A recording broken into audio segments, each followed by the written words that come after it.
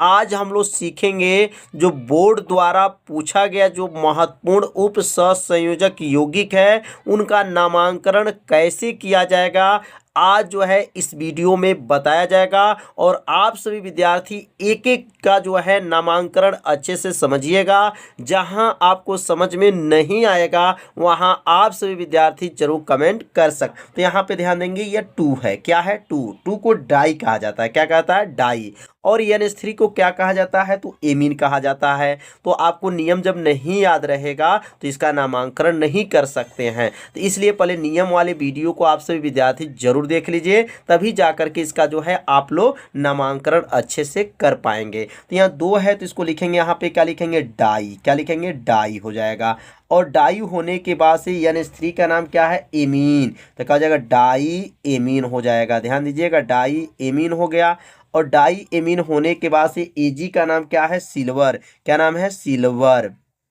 पहले लिगेंड का नाम लिखा जाता है, याद रखिएगा। यह NH3 जो है लिगेंड है और ये उदासीन लिगेंड है। कौन सा है? उदासीन लिगेंड है, ये भी बताया जा चुका है। तो Ag का नाम सिल्वर हो गया और सिल्वर होने के बाद से यहाँ पर ऑक्सीकरण संख्या लिखा जाता है और वो भी ऑक्सीकरण संख्या जो होता है रोमन अंक में लिखा जाता है। और लास्ट में Cl है तो Cl को क्या कहेंगे? क्लोराइड कहा जाता है। क्या कहा जाता है? क्लोराइड हो जाएगा। अब यहाँ पर ऑक्सीकरण संख्या को निकालना पड़ेगा। तो अब ऑक्सीकरण संख्या कैसे निकाला जाता है ये भी आपको बताया जा चुका है। अगर Ag को हम x मान लेते हैं प्लस हो जाएगा और NH3 उदासीन है तो NH3 का उदासीन है तो इसका ऑक्सीकरण संख्या क्या होता है? 0 होता है, ये भी बताया जा चुका है। अब यहाँ क्या हो जाएगा? 2 से गुणा कर लेंगे प्लस हो जाएगा। Cl का क्या होता है? Cl का -1 होता है, बराबर हो जाएगा 0 हो जाएगा। अब यहाँ 2 शून्य क्या हो गया? 0 हो जाएगा, -1 हो जाएगा। शून्य को छोड़ दीजिए, x -1 बराबर 0 हो गया। 1 को जब पक्षांतर कर देंगे तो x बराबर जो है +1 आ जाएगा। मतलब इसकी ऑक्सीकरण संख्या जो है 1 होगा। और यहाँ रोमन अंक में जो है आप सभी विद्यार्थी लिखिएगा। तो इसका क्या नाम हुआ? डाई एमीन सिल्वर क्लोराइड हुआ। तो कैसे इसका नाम लिखा गया है आप सभी विद्यार्थी समझ लिए होंगे। यदि आपको समझ में नहीं आ रहा होगा तो पहले पिछले वाले वीडियो को आप लोग पहले जरूर देख लीजिए, जिससे आपको अच्छे से समझ में आ जाएगा। तो अब यहाँ पर AgNH3 यहाँ पे 2 लिखा गया था, Cl था। अब दूसरा समझेंगे इसका जो है नामांकन कैसे किया जाएगा। तो अब यहाँ दूसरा जो है यौगिक क्या है? तो यहाँ लिखेंगे K3। क्या है? K3 है और यहाँ Fe है और यहाँ Cn है। क्या है? Cn है और यहाँ 6 है।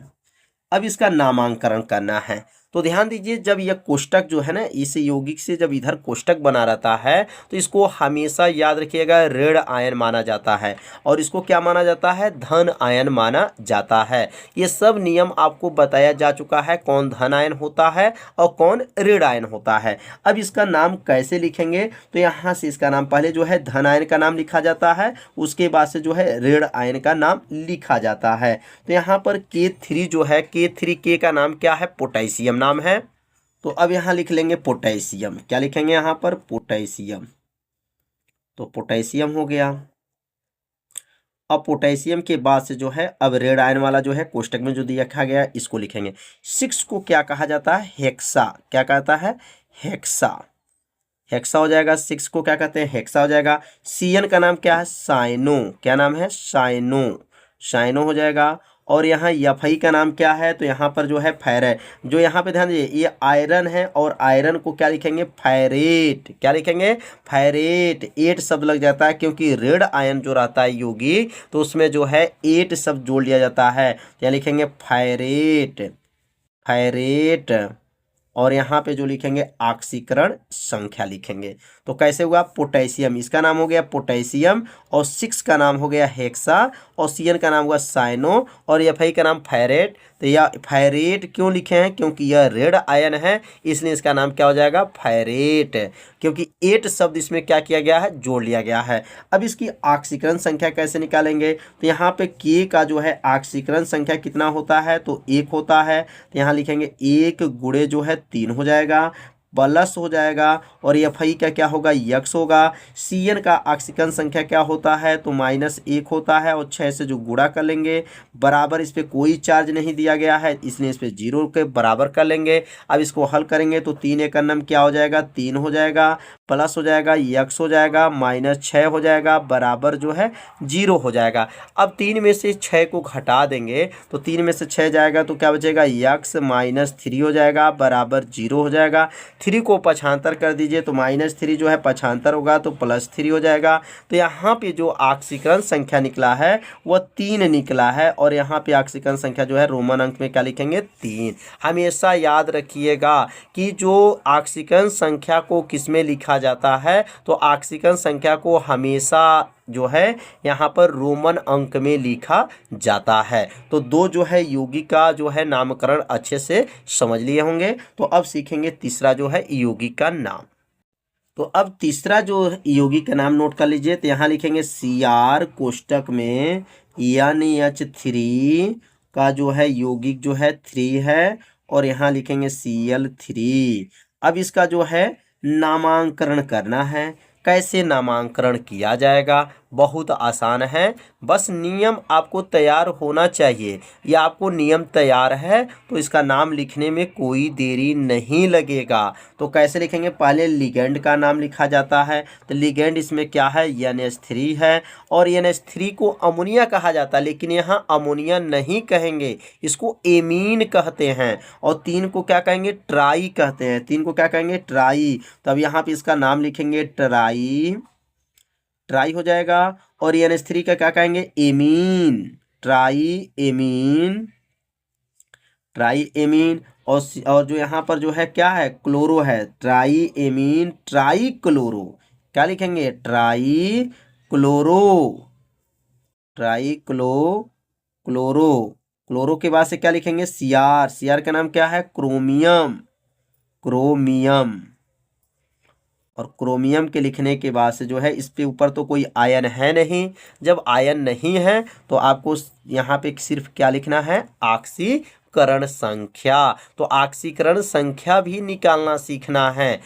ऑक्सीकरण संख्या निकालना नहीं जानते हैं तो यहाँ पे देखिए ऑक्सीकरण संख्या निकाल करके आपको बताया जा रहा है कि इसका ऑक्सीकरण संख्या क्या होगा। तो यहाँ पर Cr का जो है ऑक्सीकरण संख्या जो क्रोमियम है इसको क्या मान लेते हैं, यक्स है। तो यह यक्स हो गया। और NH3 जो है उदासीन है, तो उदासीन के लिए ऑक्सीकरण संख्या 0 होता है, 3 से गुणा कर लेंगे। Cl का क्या होता है, -1 होता है, में कितने से गुणा करेंगे, 3 से, बराबर क्या कर लेंगे, 0। अब यहाँ पे यक्स हो जाएगा, 3 शून्य 0 हो जाएगा, 3 एक नम 3 हो गया, बराबर हो गया 0। 3 को जब पक्षांतर कर देंगे तो ये 3 -3 था, ये बन गया +3। और जब +3 बन गया तो यहाँ पर जो है क्या लिखेंगे, +3। यह +3 रोमन अंक में लिखना है। याद रखिएगा, जब भी ऑक्सीकरण संख्या को लिखना होता है तो उसको रोमन अंक में लिखा जाता है। तो 3 यहाँ पर आप लोग अच्छे से समझ लीजिए, लिए होंगे ये 3 यौगिक। और ये तीनों यौगिक जो है परीक्षा में आ चुका है। जो भी आपको यौगिक बताया जा रहा है यह बोर्ड के एग्जाम में पूछा जा चुका है। तो अब अगला सीखेंगे किसका जो है नामांकरण क्या होगा। तो अगला जो है CO, ध्यान दीजिएगा, CO और यहाँ पे दिया गया है कोष्टक में NH3 और यहाँ पे जो दिया गया है 6 और ये कोष्टक बंद है और लास्ट में लिखा गया है Cl3। अब इसका ऑक्सीकरण जो है संख्या भी निकालना है और इसका नाम भी लिखना है। तो कैसे नाम लिखा जाता है, तो सबसे पहले लिगेंड का नाम लिखा जाता है। तो यहाँ लिगेंड कौन है, NH3 है। और यहाँ पे 6 देखेंगे तो 6 को क्या कहा जाता है, हेक्सा कहा जाता है। क्या कहता है, हेक्सा। तो यहाँ लिखेंगे हेक्सा, हेक्सा हो जाएगा। और क्या होगा, amine, hexa amine, hexa amine हो गया। और हेक्सा एमीन के बाद से CO का नाम क्या है, कोबाल्ट। क्या नाम है, कोबाल्ट। और यहाँ कोबाल्ट के बाद से जो है ऑक्सीकरण संख्या लिखना है। और यह जो है क्या है, क्लोराइड। क्या है, क्लोराइड। तो यहाँ लिख लेंगे क्लोराइड, क्लोराइड हो गया। अब इसकी ऑक्सीकरण संख्या को गणना करेंगे, कितना इसका ऑक्सीकरण संख्या होगा। तो यहाँ क्या हो जाएगा, या CO का क्या होगा, ऑक्सीकरण संख्या यक्स हो जाएगा, प्लस हो जाएगा, और NH3 का क्या होगा, 0 होगा क्योंकि उदासीन है। 6 हो जाएगा, प्लस हो जाएगा, और Cl का क्या होगा, -1 होगा, और यहाँ 3 से गुणा कर लेंगे। मतलब ये x हो गया, 0 हो गया, 6 से गुणा, Cl का -1, 3 से गुणा, बराबर क्या हो जाएगा, 0 हो जाएगा। अब यहाँ पे जो इसको सॉल्व कर लेंगे तो x हो जाएगा 6 शून्य 0, 3 एक नम 3, -3 है बराबर 0, ये +3 पक्षांतर करने पे क्या हो जाएगा, +3 हो जाएगा। तो x बराबर जो है +3 हो गया। तो यहाँ पर x का मान क्या आ गया, x का मान +3 आ गया। तो जब +3 आ गया तो यहाँ पे जो ऑक्सीकरण संख्या लिखा जाएगा, यहाँ रोमन अंक में क्या लिखा जाएगा, 3 लिखा जाएगा। तो समझ में आ रहा होगा कि कैसे इसका जो है नाम लिखा जा रहा है। तो अब सीखेंगे अगला। अब अगला जो है क्या है, थोड़ा सा बड़ा होता जा रहा है, तो इसे अपने नोट करते चलिएगा। PT है, और यहाँ पर EN है, और इसके जो है बगल में NH3 है। NH3 होने के बाद से इसके अणु कितने हैं, 2 हैं, और इन NH3 के बाद से NO2 है, और NO2 के बगल में क्या है, Cl है, और ये कोष्टक बंद है, और यहाँ लिखा गया SO4 है। अब इसका जो है नाम लिखना है, तो आपको जो देखने में लग रहा होगा कि बहुत बड़ा है, तो यह बहुत बड़ा नहीं है, बस सीखना है कैसे इसका नाम लिखा जाएगा। तो यहाँ पे लिगेंड कौन कौन है, EN है, NH3 है, NO2 है, और Cl है। यहाँ जो देख रहे हैं ये लिगेंड है। तो पहले लिगेंड का नाम यहाँ से जो लिगेंड 3 बने हुए हैं, तो पहले इस लिगेंड का नाम लिखा जाएगा। और लिगेंड का नाम लिखने का नियम क्या है, अगर एक से जो है ज़्यादा लिगेंड दिया है, मतलब 2 दिया गया है, 3 दिया गया है, 4 लिगेंड दिए गए हैं, तो उसमें जब भी नाम लिखा जाता है तो अल्फ़ाबेट का ही क्रम लिखा जाता है, अल्फ़ाबेट क्रम में ही लिखिएगा। जैसे ABCD का जो क्रम होता है उसी के अंतर्गत इसको लिखा जाता है। तो यह EN का नाम याद रखिएगा, जो है इसका नाम है इथाइलिन डाइएमीन है। तो मान लीजिए इसमें E आएगा नाम पहले, और इसका नाम क्या है, एमीन है, तो इसका मैंने A आ गया पहला अक्षर, और इसका नाम क्या है, नाइट्रो है, EN हो जाएगा। उसके बाद से क्लोरो है। अब यहाँ बताइए सबसे पहले किसका नाम लिखा जाएगा, तो अगर अल्फ़ाबेट के क्रम से देखा जाए तो पहला जो नाम A जो है एमीन का लिखा जाएगा। अब एमीन के बाद से जो है EN का नाम लिखा जाएगा, उसके बाद से जो है EN का नाम लिखा जाएगा। मतलब यहाँ पे क्रमशः जो लिखना है तो कैसे लिखा जाएगा, तो अल्फ़ाबेट के क्रम से ही लिखा जाता है। तो इसका नाम क्या होगा, तो ये 2 है, तो 2 का नाम क्या होता है, डाई। क्या हो जाएगा, यहाँ पे लिख सकते हैं डाई। डाई अब क्या हो गया, एमीन हो गया, di amine chloro. Di amine जो है क्या हो जाएगा, क्लोरो। Di amine chloro.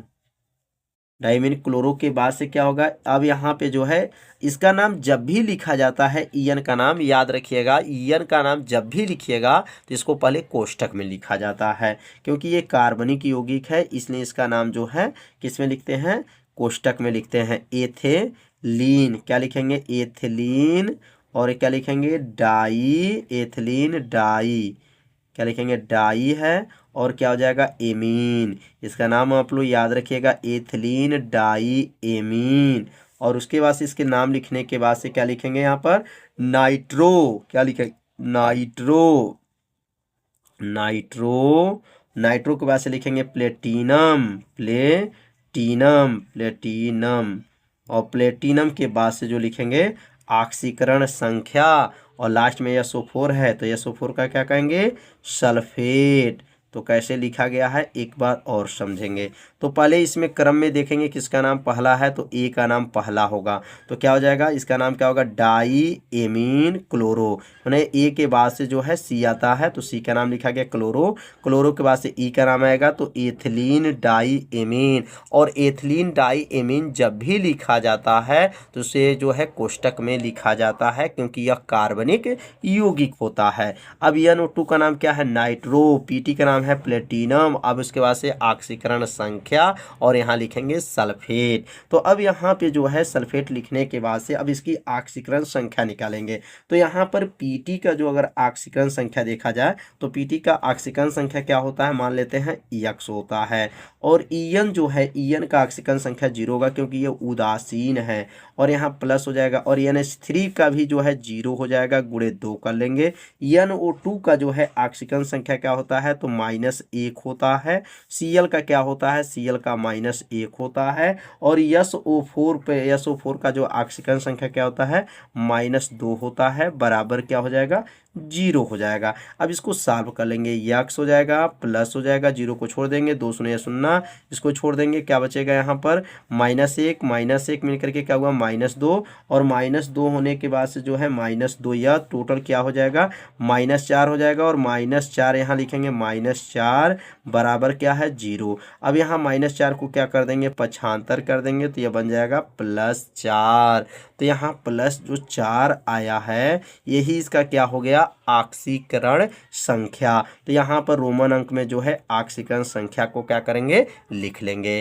तो समझ में आ गया होगा कि कैसे जो है IUPAC पद्धति में जो है उप सहसंयोजक यौगिक का नाम लिखा जाता है। तो आज के वीडियो में जो है इतना ही रहेगा। अब अगले भाग में कुछ और महत्वपूर्ण जो है यौगिक का नाम बताया जाएगा। तो अगला वाला भाग जो है आप सभी विद्यार्थी जरूर देखिएगा। वीडियो को लाइक कर दीजिए। चैनल पे यदि आप पहली बार आए होंगे तो चैनल को सब्सक्राइब भी कर लीजिए, और वीडियो को ज़्यादा से ज़्यादा अपने सभी दोस्तों के पास शेयर भी कर दीजिए। तो मिलते हैं अब अगले भाग में, तब तक के लिए सभी विद्यार्थियों को नमस्कार।